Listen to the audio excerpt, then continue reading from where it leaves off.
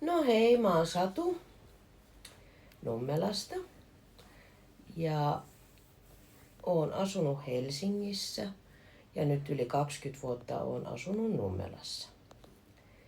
Ja mä haluan vähän kertoa tästä vuodesta, mitä on ollut ja niin kuin Miska kertoi tuossa teille, että mitä kaikkea sille oli tapahtunut ja mä haluaisin kertoa vähän, miten mä koen sen.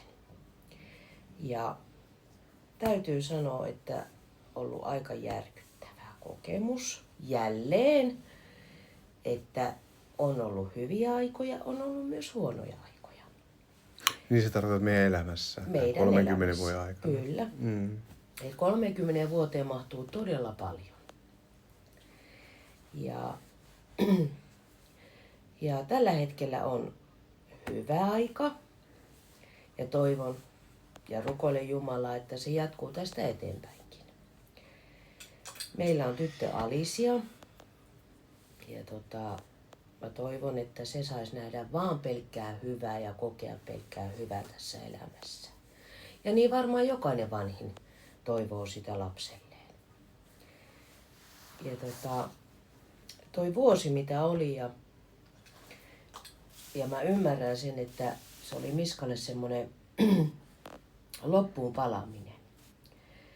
Ja mä en ymmärtänyt sitä ajoissa, että se yritti puhua mulle, mutta ihminen välillä on vähän semmoinen itsekäs ja mä olin itsekäs.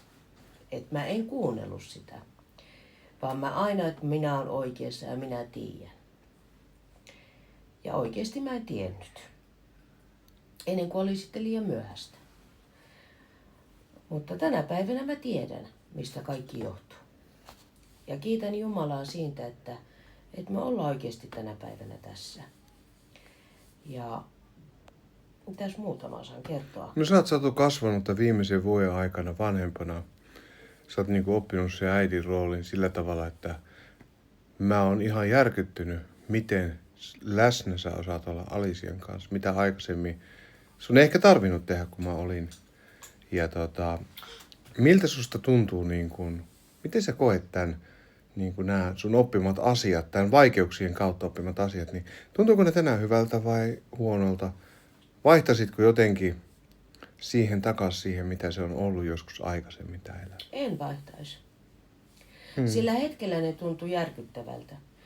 Mutta nyt jälkeenpäin, kun ne ymmärtää, että minkä takia kaikki tapahtuu. Niin, oli tää perhekoti puoli vuotta siellä. Kyllä. Ja sitten Niin kaikilla on tarkoitus. Niin Aliciahan joutui perhekotiin, kun sillä oli yli poissaolotunteja. Oliko 10 ylimääräistä? Ja me itse mentiin ehdottaa, että hei, voisiko mennä semmoiseen perhekotiin? Mä ajattelin, että no, se on varmaan kiva ja helppo paikka. Että siellä oli huonot paikat ja hoidetaan kaikki. Mutta itse asiassa sehän niin kuin tavallaan sitten erotti meidät se loppujen lopuksi, vaikka sen pitäisi yhdistää. Ja mä tiedän, että se oli teille ihan kauheata.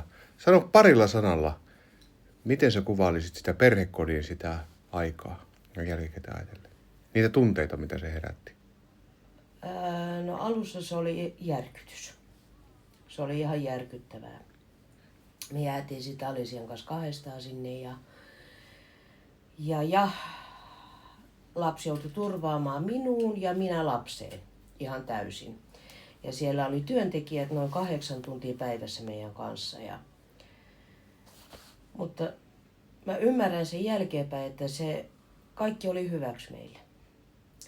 Että mä sain oikeasti sain tuntea mun lapseni ja mitä se tarvitsee ja se sai oikeastaan minut, äidin. Kyllä. Alicia sai sut Kyllä. sen aikana. Kyllä. Ja Että mä olin nimellisesti vaan äiti, mutta mä en oikeasti ollut sitä. Niin Se ei riitä lapselle, että on puhasta päällä ja ruoka suussa. Se vaatii paljon enemmän. Ja tänä päivänä mä tiedän, mitä se on. Hyvin sanottu. Ja mä toivon, että kaikki ihmiset, oikeasti äidit, ne ymmärtää, mitä lapsi tarvitsee. Että se ei vaan ole sitä, että on puhas vaate ja ruokaa. Että mustalaisnaisilla on, että ai, kun sillä on vaan ruokaa suussa, se on siinä. Mutta ei se aina ole sitä. Mm-hmm. Ja minkälaista tänään on, Satu? Minkälaisia onko sulla toiveikkaita odotuksia niin tulevaisuutta varten? Ja kun musta tuntuu siltä, että me ollaan nyt onnellisempia kuin koskaan ikinä ennen aikaisemmin. Me ollaan niin löydetty kaikki, tämä Alicia, sinä ja minä toisemme niin ihan uudella tavalla. Niin miten susta, mä koen noin, niin miten sä koet? Mä koen tänä päivänä, että meillä on kaikki todella hyvin. Paremmin mitä on ollutkaan. Mm. Ja mä uskon aina parempaa. Mm. Ja mä tiedän, että se silloin tulee, kun uskoo ja toivoo parempaa. Kyllä. Kiitos Satu.